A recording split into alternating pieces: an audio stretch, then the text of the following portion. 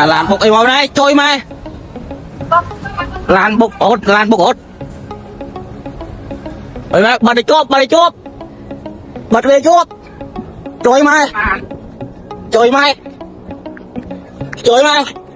đồng thủ mô đã thôi kia rồi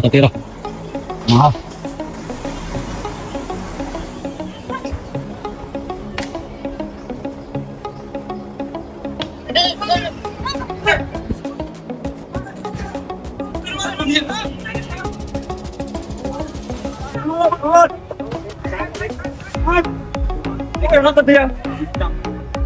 rồi một bọc bục liên quan mình có bọc liên cái bọc ngon nè trời mà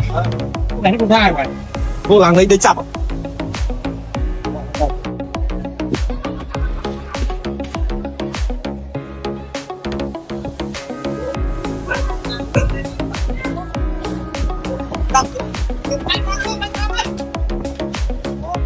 Cái tán này ra luôn.